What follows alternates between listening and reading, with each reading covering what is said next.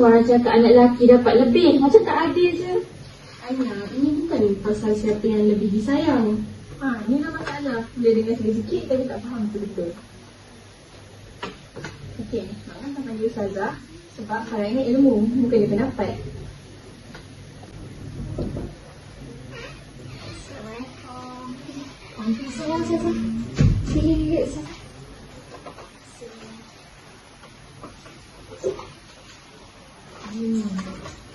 Niat saya panggil Ustazah ni sebab kita nak penjelasan pembagian harta mengikut ilmu faraid. Okey, sebelum kita gaduh panjang, Ustazah nak tanya, harta ni milik siapa sebenarnya? Milik ayah. Masa ayah hidup, ya. Tapi bila ayah meninggal, itu jadi hak Allah untuk tentukan. Masa Ustazah?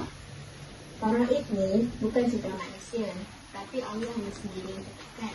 Supaya tak ada pilih kasih, tak ada pengawasan dan tak ada pergaduhan. Tapi kenapa lelaki dapat 2 bahagian? Sebab tugas lelaki ni berat. Contohnya, lelaki kena bagi nafkah dekat anak, dekat isteri dan juga tolong ibu bapa. Ayah perempuan pula ada hak mutlak. Benda ni tak boleh dinafikan sebab dia dah tetap. Maksudnya jumlah yang tak sama tu disebabkan beban tu tak sama lah. Ya, betul. Tepat sekali. Miss saya bagi contoh. Contoh dalam situasi kamu, total jumlah harta ada 120,000. Mak untuk berapa? Isteri dapat 1/8 daripada harga tu. Jadi total dia 15,000. Ini hak mak, tak boleh dinafikan. Baki tu pula akan dibahagi kepada anak lelaki dan perempuan. Anak lelaki akan dapat 2 bahagian dan anak perempuan 1 bahagian. Jadi pembahagian ni kiranya nak melindungi semua orang lah. Ya, kalau ikut sama rata je, itu hanya kesamarataan, bukannya keadilan. Kalau mak tak tanya, mungkin mak sendiri akan jadi kunci dosa. Itulah, Aina ingat ilmu faraid ni zalim, tapi rupanya Aina sendiri yang tak faham. Ilmu ni sebenarnya buat kita lebih tenang, bukan untuk bergaduh. Bila harta ikut hukum Allah, hati manusia lebih mudah untuk redha. Pengajarannya, belajarlah ilmu faraid supaya bila ada orang meninggal, kita boleh tahu macam mana nak laksanakan faraid ni. Situasi ini seringkali berlaku akibat keluarga semati tidak memahami ilmu faraid.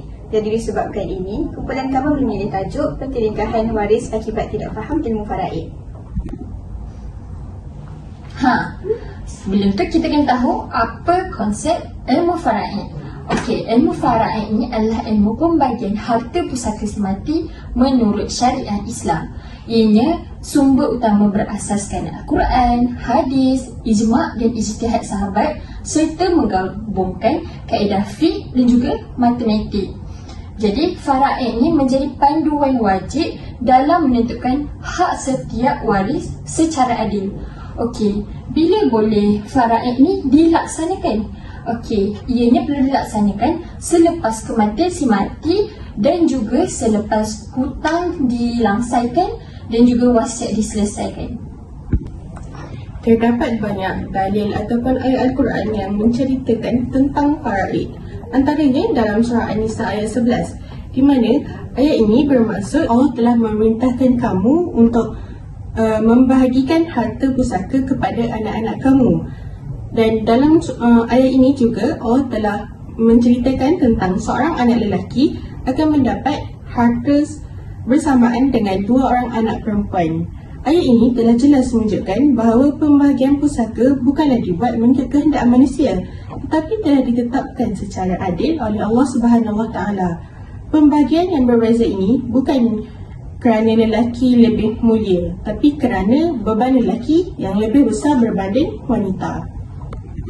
Selain itu, Rasulullah SAW juga menekankan kepentingan ilmu faraid melalui satu hadis, di mana hadis ini bermaksud pelajarilah ilmu faraid dan ajarkanlah kepada manusia, kerana sesungguhnya ilmu faraid adalah salah satu ilmu agama yang penting.